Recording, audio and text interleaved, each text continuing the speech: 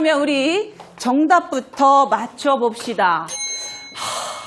답은 알아. 그치? 우리 답은 다 알아. 중요한 건 저 중간에 과정을 어떻게 써야 되지? 이거거든? 1번 얼마야? 12. 9 플러스 12. 굳이 부호 말해주지 않아도 괜찮아요. 사실 지금까지 아이들에게 중요했던 건 과정보다는 답. 이제 과정을 들어볼 건데 먼저 2번을 발표할 5조. 맞지? 오케이, 나와서 그럼 설명해 봅시다. 제일 훌륭하니까. 자, 갑시다. 음수 피하면은 9개잖아요. 근데 음수니까 마이너스 붙여서 마이너스 9. 자, 설명이 이해되니? 이해가 안 돼? 그러면 다시 좀 친절하게. 이해가 안 된대. 3 더하기 9, 아니 3 더하기 6이 9니까요. 근데 이게 음수니까 앞에 마이너스 9잖아요. 그래서 마이너스 9가 나왔습니다. 자, 우리 유정이 설명 어때? 아하, 부호가 같으면 절대값만 더하면 된다 이 말이군요. 4번은 그렇다면 부호가 다른 덧셈의 경우도 한번 들어볼까요? 이 친구는 아까 배웠던 만나서 0이 되는 짝들을 찾는 방법을 선택했네요. 빨간색 플러스가 6개 넣기 때문에 4번은 플러스 6입니다. 예, 이해됐어요? 네. 아, 부호가 다를 때는 절대값이 큰 쪽의 부호를 쓰고 두 수의 차를 구한다.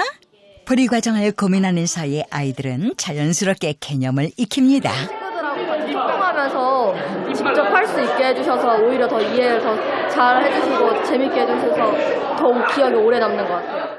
아이들이 스스로 찾은 개념을 한 번 더 정리할 시간. 작은 파랑 더한 게 큰 파랑이야. 이게 뭐야? 어떻게 더하라는 거야? 오케이, 3조. 이거 부호가 같은 거를 부호가, 더하면 더 절대값이 더 커져요. 그렇지. 3조. 잘했어요. 막 질러야 돼. 그래서 공통인 부호의 절대값의 합, 요런 규칙이 있고, 그 다음, 이거. 자, 질러! 4조에서 제일 먼저 손 들었어. 이야. 양수가 절대값이 더 클 때는 답이 양수로 나오고 그렇지. 그 음수가 더 절대값이 클 때는 음수로 나오고 그렇지. 잘했어요. 자, 그러면 잠깐. 아직 지를 기회가 한 번 더 있어. 지금 부호만 얘기했다?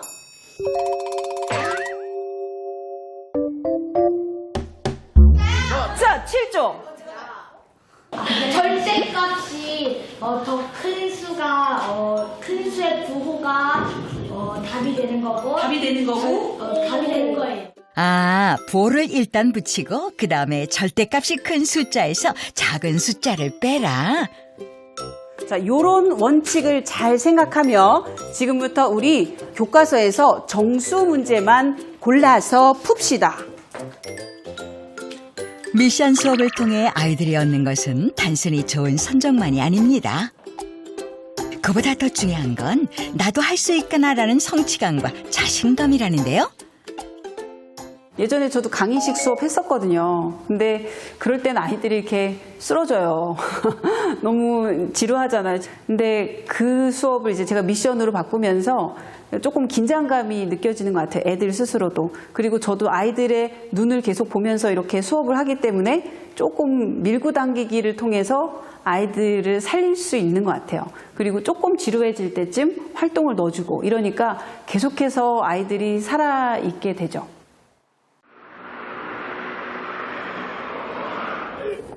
수학만큼 재미있는 건 없다는 선생님의 유일한 취미는 바로 쇼핑. 일주일에 서너 번은 꼭 들른다는 이곳 생활용품점은 선생님만의 수학 성지이기도 하죠. 여기를 봐도 저기를 봐도 수학 수업에 활용할 것들 뿐이니 선생님에게는 이곳이 천국입니다. 이걸로 구해 건널비 실험해도 되겠네. 이런 거 필요해요. 왜냐면 이게 투명한 방구 있거든요. 그 반구에 건널비 실험할 때 이 정도 두께의 신축성이 없는 실이 좋아요. 가볍게 실생활 속에서 이렇게 찾아서 하는 그런 수업 좋아하거든요. 얘처럼 이렇게 구가 이렇게 붙여져 있는 건 처음 봤어요.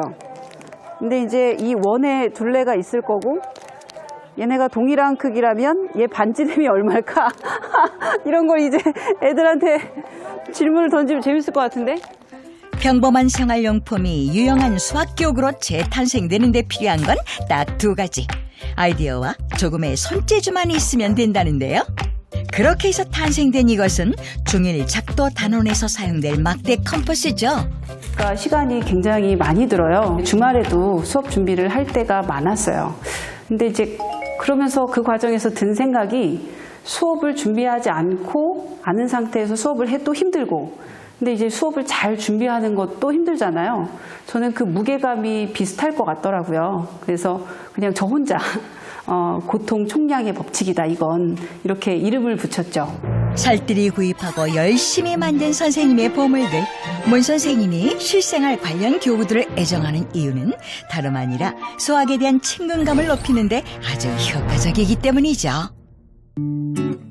8년 전 열심히 아이들을 가르쳤던 문 선생님에게 돌아온 건 안정이 아닌 혼란 그 자체였다고 합니다. 정말 힘든 아이들 만난 적 있거든요. 근데 걔네들 가르치면서 정말 그만둬야 되겠구나. 그런 생각도 많이 들었고 그러면 살아남기 위해 나는 뭘 해야 되나. 정말 아주 심각하게 고민을 했었죠. 어떻게든 답을 찾고 싶었던 그때 선생님 눈에 들어왔던 건 외국 학교에서 일할 수 있는 기회였고 그 짧은 4개월의 시간이 선생님의 열정에 다시 불을 지폈던 건데요. 사실 거기서 본 수업들은 평범했어요. 강의식 수업이었고 뭐 활동 수업을 뭐 엄청 많이 하거나 그러진 않았거든요. 다만 돌아와서 생각을 해보니까 별거 없는 그 수업에서 아이들이 살아있다는 게 너무 계속 이렇게 머릿속에 반짝이는 눈빛이 기억이 나는 거예요. 그래서 어떻게 하면 우리 아이들도 저렇게 눈빛을 좀 반짝이게 만들 수 있을까? 뭐 그런 생각을 했고 그때부터 무기력한 교실과 아이들을 살리기 위해 매일 밤 공부에 매달렸다는 선생님. 이거 제가 운영하는 카페예요. 제 아이들을 살리는 수학 수업 책에 있는 자료를 제가 여기 모두 올리고 선생님들하고 같이 자료 정보를 공유하고 있거든요. 그래서 매일 요즘 한 80개 정도의 글이 올라오고 있어요. 수학을 가르치는 선생님들이라면 누구나 안고 있는 수업에 대한 고민이나 어려움.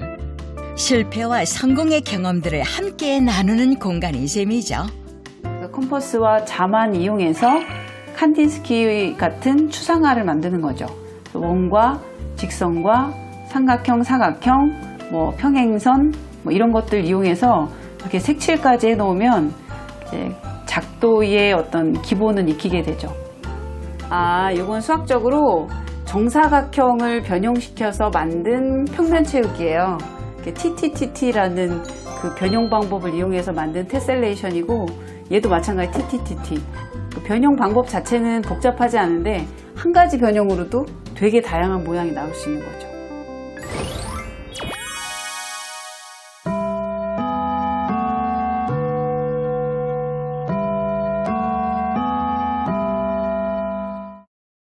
잘 준비된 수업을 해서 아이들과 함께 기쁨의 순간을 만나자는 문태선 선생님의 수업 철학. 단원 마무리용으로 준비한 이 게임도 그중 하나입니다. 이제 정수와 유리수 사칙 계산 잘할 수 있어? 네. 오케이. 진짜 잘할 수 있는지 오늘은 확인하는 게임 수업 합니다. 이름은 타지아예요. 처음 들어봤지? 네. 타지아란 게임이야. 자, 여기 보면 선생님이 색깔을 예쁘게 3가지로 만들었는데 요 24장의 카드 안에 문제도 있고 답도 있어요. 재미와 흥미를 더한 문제풀이 방식인 타지아 게임. 방법은 간단합니다. 먼저 난이도가 섞여있는 카드 중에서 각자 수준에 맞는 카드를 나눠 가진 뒤 카드에 적힌 문제와 답을 확인합니다. 그 중에서 이렇게 아무것도 없는 변은 테두리가 되는데요. 카드에 적힌 문제를 풀고 나온 답이 적힌 카드를 또 찾아서 변과 변을 이어주면 끝! 예를 들면 이런 난이도의 문제를 푼다. 굉장히 쉽잖아요. 그래서 마이너스 20. 그럼 이 안에 마이너스 20이라는 정답이 이렇게 있습니다. 그러면 이렇게 변과 변을 이어주면 돼요. 변과 변을 이어 하나의 큰 도형을 완성시키면 되는 것이죠. 문제를 풀면서 풀이 과정과 답은 또 반드시 노트에 정리합니다.